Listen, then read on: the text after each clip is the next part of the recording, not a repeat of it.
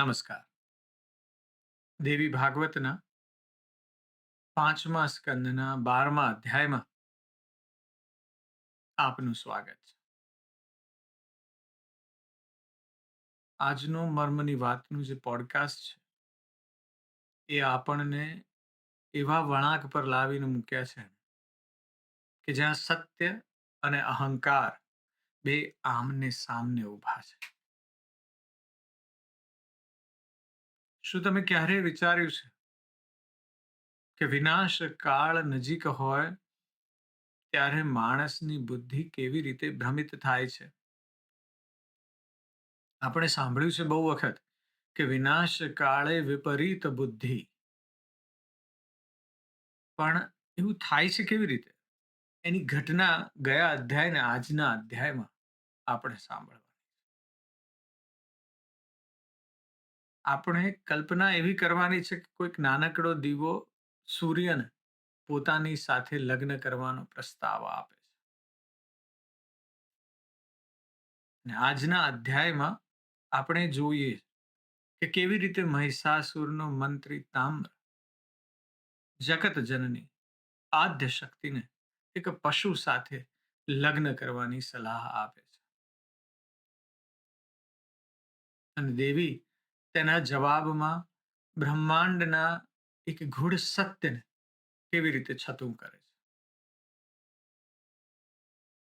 એટલે આજના અધ્યાયનો જે સંવાદ છે ને એ એક પૌરાણિક વાત નથી, પણ આપણા અહંકાર અને આપણા વિવેક વચ્ચે જે થતું યુદ્ધ છે એની વાત છે.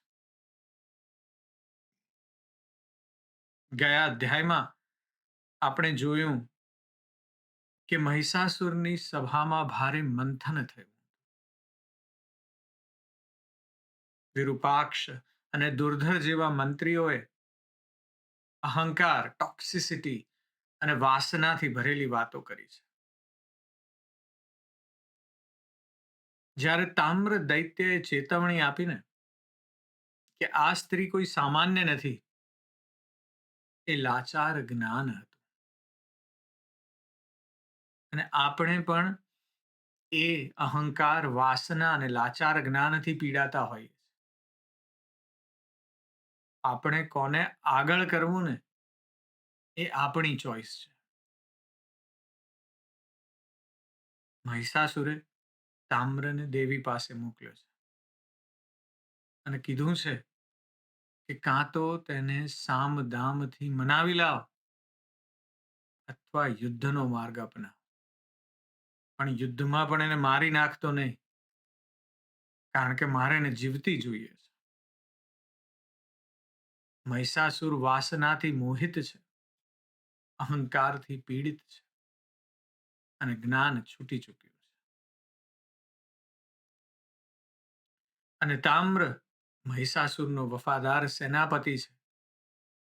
એટલે યમદૂતના, યમલોકના બધા જાત જાતના સિમ્બોલિઝમ્સ જોઈ રહ્યો છે, પણ વફાદારી છોડી શકતો નથી. એટલે દેવી પાસે પહોંચ્યો છે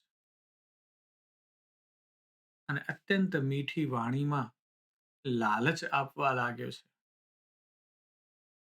કે હે દેવી, તમારું આ કોમળ શરીર શસ્ત્રો ઉપાડવા માટે નથી, પણ રાજ સુખ અને પુત્ર સુખ ભોગવવા માટે છે. એ કહે છે કે તમે મહિષાસુરને વરો અને ત્રિલોકના સ્વામીની બનો. તામ્રની જે આ વાણી છે ને રાજનીતિ તો હતી, પણ જ્ઞાનનો અભાવ હતો. આ વાત આપણે ગયા અધ્યાયમાં સાંભળી છે.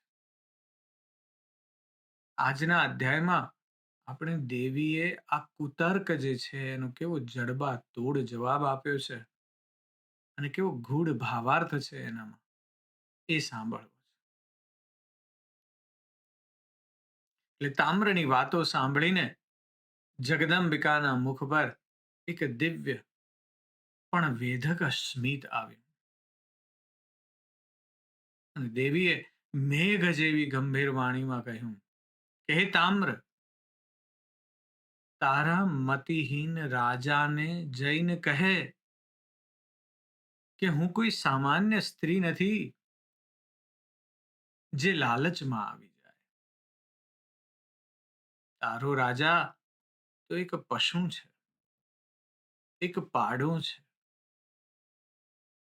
હું વિષ્ણુ, શિવ, બ્રહ્મા કે ઇન્દ્રને પણ પસંદ નથી કરતી, તો તારા એ લાંબા પૂંછડાવાળા અને મોટા પેટવાળા પાડાને પરણવાનો તો પ્રશ્ન જ ક્યાં ઉઠે છે?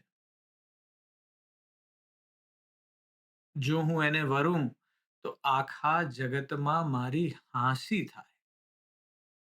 મારે કાંઈ હાંસીના પાત્ર નથી બનવું.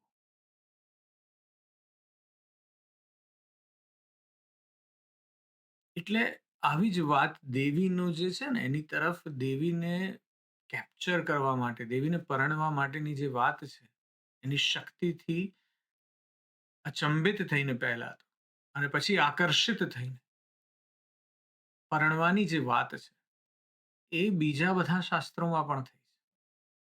ગ્રીક પુરાણોમાં દેવી હેરા છે.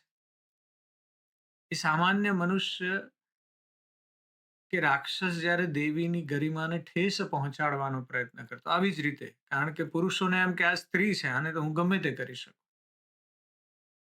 ત્યારે તેનો ક્રોધ હતો ને પૃથ્વીને હચમચાવી દીધો. અહીં મહિષાસુરનો જે પ્રસ્તાવ છે ને દેવી સાથે, એ દેવી જણાવે છે કે આ તો મર્યાદાનું ઉલ્લંઘન છે.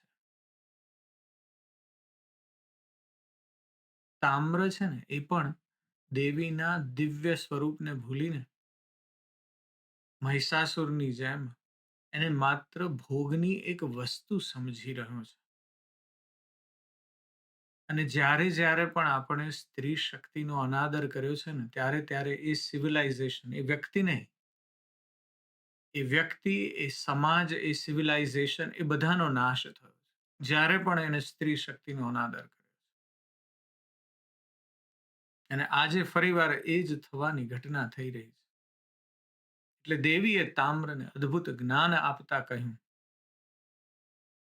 એ તામ્રને કહે છે કે હે તામ્ર, તું કહે છે કે હું તો પતિની શોધમાં છું? અરે મૂર્ખ, મારો પતિ તો પહેલેથી જ વિદ્યમાન છે, સર્વનો કરતા છે, છતાં અકર્તા છે, નિર્ગુણ છે, અનંત છે, સર્વવ્યાપક સાક્ષી છે અને મંગળ રૂપ છે. અને તે પરમાત્માને છોડીને હું તારા પશુ જેવા રાજાને કેમ વરું? અહીં દેવી નિર્ગુણ બ્રહ્મની વાત કરે છે. જેમ શીખ ધર્મમાં એક ઓમકાર એ જ ખ્યાલ છે, ઇસ્લામમાં અલ્લાહ એ નિરાકાર છે, નિર્ગુણ સ્વરૂપ છે. પરમાત્માનો કોઈ આકાર નથી, નિરાકાર છે. દેવી અહીંયા એવા જ પરમ તત્વની વાત કરી, જે સર્વમાં છે પણ કોઈનામાં બંધાયેલા નથી.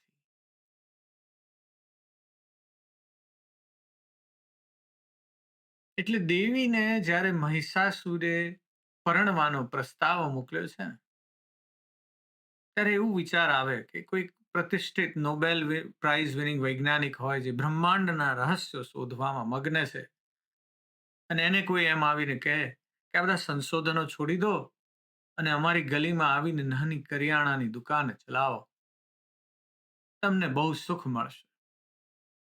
કારણ કે એટલું બધું સ્ટ્રેસ નહીં રહે કે આ બ્રહ્માંડમાં ક્યાં શું છે શું નહીં. એટલે પેલા વૈજ્ઞાનિકને જે હાસ્ય આવે ને, એવું જ હાસ્ય દેવીને તામ્રના પ્રસ્તાવ પર આવે છે. મહિષાસુરનું રાજ્ય તો દેવી માટે ગલીની નાની દુકાન જેવું પણ નથી. દેવીએ તામ્રને અંતિમ ચેતવણી આપી કે જો તારે જીવવું હોય ને, તો તું ને તારા સ્વામીને કહી દે કે પાતાળમાં ભાગી જાઓ, નહીં તો હું તારો ને તારા અભિમાની રાજા બેયનો વધ કરીશ. અને આટલું કહીને દેવીએ એક એવી ભયંકર ગર્જના કરી કે આખું બ્રહ્માંડ ધ્રુજી ઉઠ્યું. પર્વતો કંપવા લાગ્યા. એ દાનવોની પત્નીઓના ગર્ભ ખરી પડ્યા. આ ગર્જના છે ને એટલે કેવું કે જાણે બિગ બેંગના ધ્વનિ જેવી ઉર્જા છે. વિજ્ઞાન એવું કહે છે કે અવાજમાં એટલી શક્તિ છે કે પર્વતોને પણ તોડી શકે છે. બાઇબલમાં એવી વાત છે બુક ઓફ જોશુઆમાં કે શંખનાદ એટલો બધો જોરથી થયો કે જેરિકો નામનું જે ઇઝરાયેલનું નગર હતું ને એની દિવાલો તૂટી પડી હતી. હમણાં જ જોર્ડન ગયા હતા અને ત્યાંથી જેરિકોની દિવાલો દૂરથી દેખાય નગર. અને તેવી જ રીતે દેવીનો જે આ નાદ છે ને એ અસત્યની દિવાલો તોડવા માંગે છે. અને આ નાદ સાંભળીને તામ્ર ભાગ્યો ભયભીત થઈને. અને મહિષાસુરને જઈને બધી વાતો કરી દીધી. તામ્રની વાત સાંભળી છે એટલે મહિષાસુર ચિંતામાં મુકાયો. ફરીવાર મંત્રીઓને ભેગા કર્યા અને પૂછ્યું કે શું કરવું આમાં. હવે આ સ્ત્રી ભયાનક યુદ્ધની વાત કરે છે તો આપણે ગઢમાં ભરાઈ રહેવું કે લડવા નીકળવું. અને ત્યારે દરબારમાં અલગ અલગ વિચારધારા ધરાવતા મંત્રીઓએ સલાહ આપી. એક બિડાલ મંત્રી છે એને સાવચેતીની વાત કરી. બિડાલ કહે છે કે આ સ્ત્રી દેવોનું જ તેજ લાગે છે. એમણે જ કંઈક કર્યું છે આ દેવોએ એટલે એની પરીક્ષા કરવી જોઈએ. બિડાલ એ એવા એક મંત્રીનું પ્રતીક છે જે હંમેશા શંકાશીલ રહે છે. આ તરફ બીજો એક મંત્રી બેઠો છે એનું નામ છે દુર્મુખ. એણે તો વીરતાની વાતો કરી. એણે કહ્યું કે ભાગી જવું તો કાયરતા છે. યુદ્ધમાં મરીશું તો સ્વર્ગ મળશે અને જીતીશું તો સુખ. પણ એ છે ને આ દુર્મુખ એ અત્યંત સાહસિક પણ મૂર્ખ યોદ્ધાનું પ્રતીક છે. આ તરફ ત્રીજો એક મંત્રી બેઠો છે એનું નામ છે બાષ્કલ. અને એ અભિમાનથી ભરપૂર છે. એટલે અત્યંત અભિમાની એવા બાષ્કલે કહ્યું કે હું એકલો જ આ સ્ત્રીને મારી નાખીશ. આને કોઈ દેવ દાનવનો ભય નથી. એટલે મંત્રીઓનું આ વાત સાંભળીને દુર્ધર નામનો એક બીજો મંત્રી બેઠો છે ખૂબ પ્રભાવશાળી છે. દુર્ધરે કહ્યું કે મહિષાસુરજી મંત્રીઓના પણ 3 પ્રકાર છે જે આજે પણ લાગુ પડે છે. એક એવો મંત્રી છે જે સત્વગુણી છે. આ સત્વગુણી મંત્રી એ સ્વામીના હિતમાં માને છે, ધર્મમાં માને છે અને પોતાની શક્તિ મુજબ સાચી સલાહ આપે છે. થોડું પોતાનું પણ કરી લે છે પણ મોટે ભાગે સ્વામીના હિતમાં જ રહે છે. એક બીજો મંત્રી છે જે રજોગુણી છે. અને આ રજોગુણી મંત્રી છે ને સ્વાર્થી હોય. એ માત્ર ત્યારે જ કામ કરે છે જ્યારે એને પોતાનો ફાયદો દેખાય.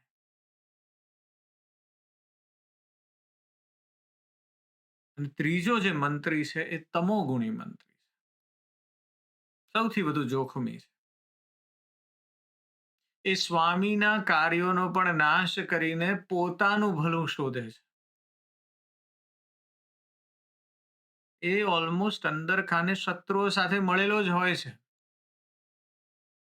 અને સમય આવે ત્યારે સ્વામીની પીઠમાં જ છરો ભોકવી દે છે.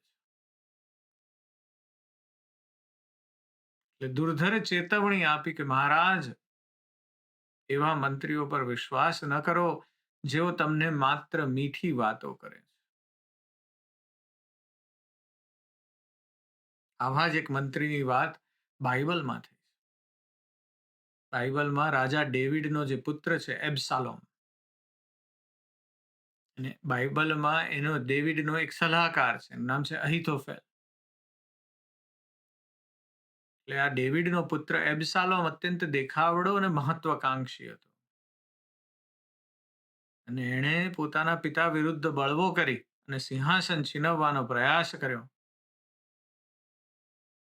અને આ બળવામાં ડેવિડનો સૌથી બુદ્ધિશાળી અને વિશ્વાસુ જે સલાહકાર હતો અહિતોફેલ, એ એબ્સાલોમના પક્ષમાં જોડાયો. એને થયું કે આ જ ફ્યુચર છે, આની જોડે જોડાઈ જાઓ.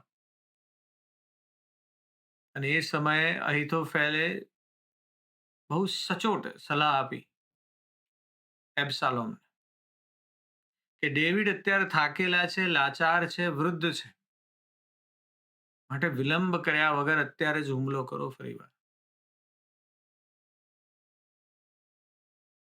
જો એબ્સાલોમે આ સલાહ માની હોત તો ડેવિડનો પરાજય અને મૃત્યુ નિશ્ચિત હતું. પણ ડેવિડના જે વફાદાર એક મિત્ર હતા અને જાસૂસ હતા, હુશાઈ, અને હુશાઈએ છળ કપટથી એબ્સાલોમને ભ્રમિત કર્યો. હુશાઈએ સલાહ આપી કે અત્યારે ઉતાવળ કરવાને બદલે આખા ઇઝરાયેલની વિશાળ સેનાને ભેગી કરવી જોઈએ.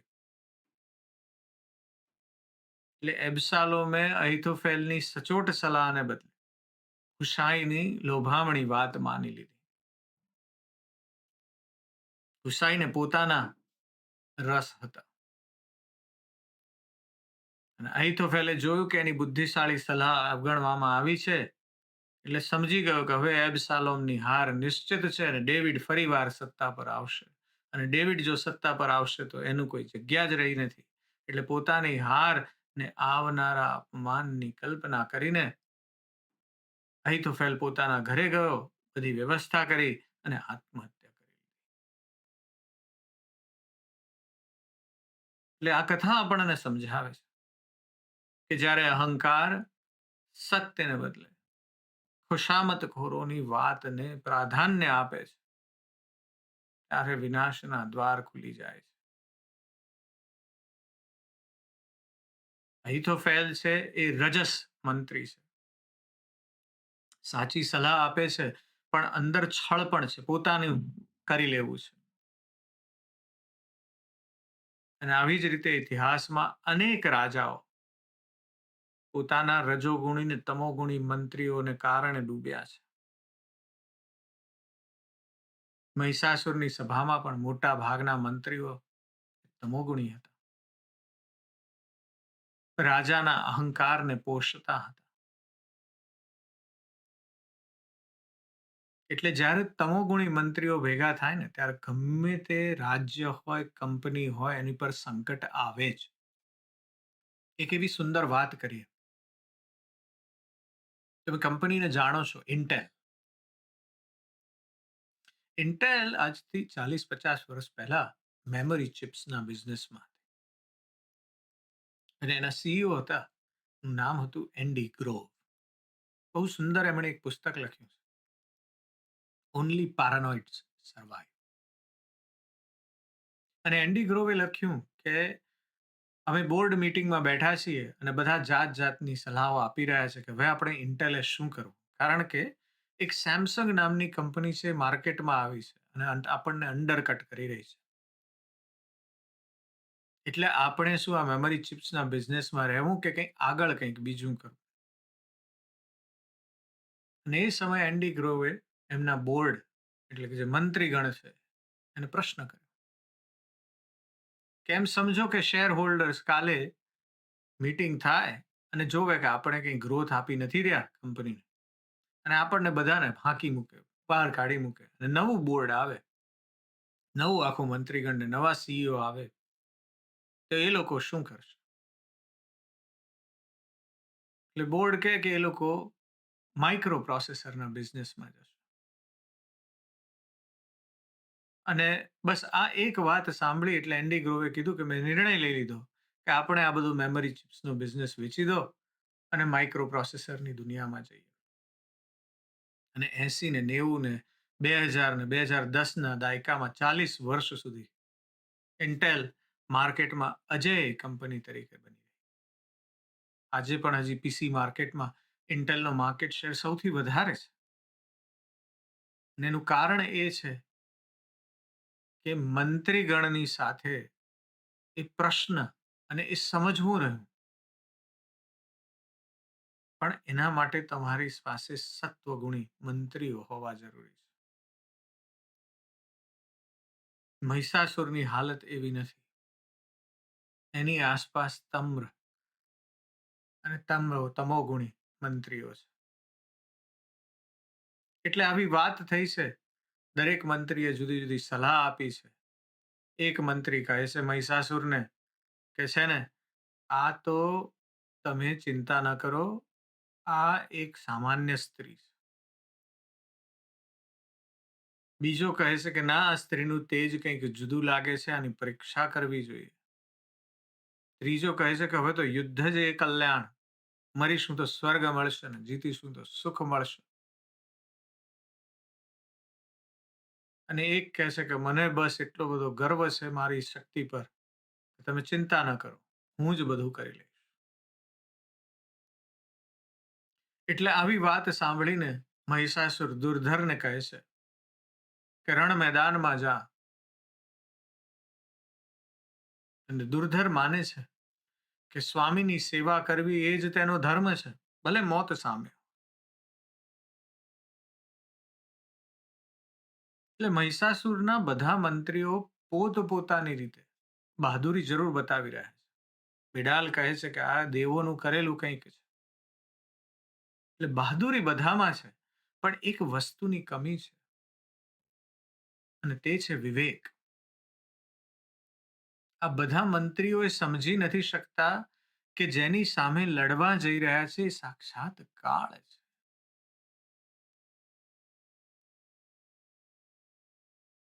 એટલે આજનો જે અધ્યાય છે ને, મર્મ એ છે કે આપણી આસપાસના લોકો, આપણા મિત્રો, સગાવાલા, સલાહકાર જે છે આસપાસના, એ જ આપણું ભાગ્ય ઘડે છે.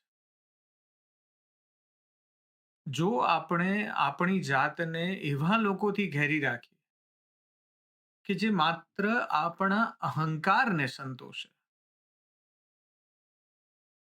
તો આપણી બુદ્ધિ પણ મહિષાસુર જેવી થઈ જશે. એટલે આપણે સતત ચેતવતા એ પ્રકારે રહેવાનું છે. આપણી ચેતના એવી હોવી જોઈએ કે આપણે જોઈ શકીએ કે આપણી આસપાસના લોકો આપણી સાથે એવા હોય કે જે આપણને સત્ય કહી શકે. પ્રિય તો જરૂર કહે, પણ સત્ય કહી શકે જ્યારે જરૂર પડે ત્યારે. દેવીનું અટ્ટહાસ્ય અને ગર્જના પણ એક એવી ચેતવણી છે કે અસત્ય ગમે તેટલું મોટું હોય, સત્યનો એક નાદ થાય ને એટલે બધા ધ્રુજી જાય.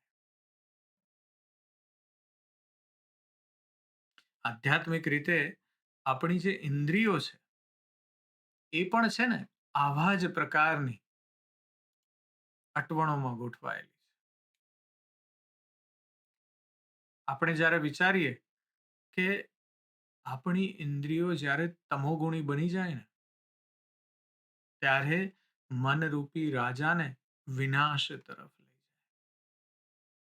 પણ જો એ ઇન્દ્રિયો સત્વગુણી હોય તો આપણને પરમાત્માના શરણમાં લઈ જાય. મહિષાસુરના મંત્રીઓની જેમ આપણે પણ ઘણીવાર લડવાનું પસંદ કરીએ છીએ અને શરણાગતિ સ્વીકારતા નથી. પણ યાદ એ રાખવાનું છે કે જો સત્વગુણની સાથે રહીશું તો પરમાત્મા આપણી સાથે છે.